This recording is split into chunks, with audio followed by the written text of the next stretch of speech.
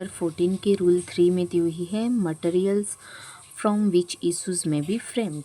वो कौन सारी मटेरियल्स हैं, कौन सारी ग्राउंड्स है जिसके आधार पर कोर्ट इशू फ्रेम करती हैं। सब क्लोज ए, बी एंड सी में बताई गई है।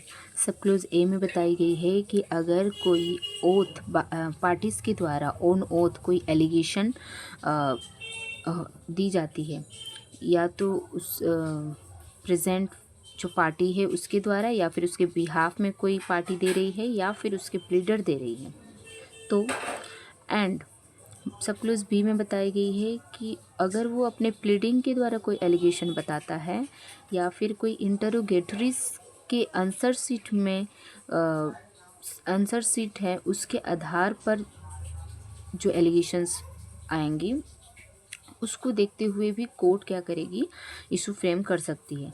एंड सब क्लोज सी में बताई गई है contents of documents produced by either party. अगर कोई डॉक्यूमेंट्स प्रोड्यूस की जा रही है तो उसके आधार पर भी कोर्ट क्या करेगी, इशू फ्रेम कर सकती है।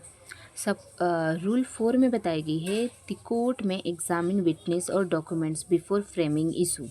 इशू फ्रेम करने के पहले कोर्ट क्या करेगी, विटनेस को एग्जामिन करेगी या फिर उसके डॉक्यूमेंट्स को एग्जामिन करेगी जो पहले नहीं की गई थी कोर्ट में। तो अगर कोर्ट को लगे कि विटनेस नेसेसरी है या फिर कोई ऐसी डॉक्यूमेंट्स नेसेसरी है जो इस इशू को फ्रेम करने में हेल्प कर सकती है, तो कोर्ट एग्जामिन कर सकती है। ठीक है, तो where the court is of the opinion that issues can not be correctly framed without the examination of some persons not before the court और without the inspection of some documents not produced in the suit.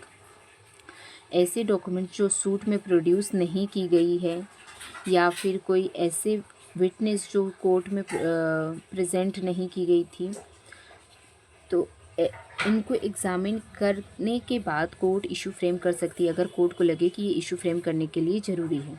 मैं adjourn the framing of issue, फिर इनको पहले examine करेगी और ये जो framing of issue है इसको एडजर्न कर देगी नेक्स्ट डे के लिए। तो ये 7 डेज से ज़्यादा एडजर्न नहीं कर सकती है कोर्ट। 7 दिन के अंतर्गत ही इशू फ्रेम करनी होगी इसके एग्ज़ामिन के बाद। And may subject to any law for the time being in force.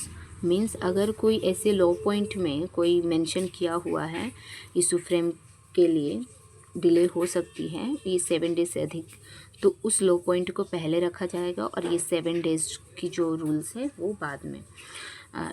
And compel the attendance of any person और the production of any documents by the person in whose position और power it is by summons और other process. और compel करेगी कि किसके position में वो documents हैं और एग्जामिन करेगी उस पार्टीज़ की उसकी प्रोडक्शन की, उस डॉक्यूमेंट्स की प्रोडक्शन की, और वो जो पार्टी विटनेस जो आ रही है उसकी अटेंडेंस लेगी।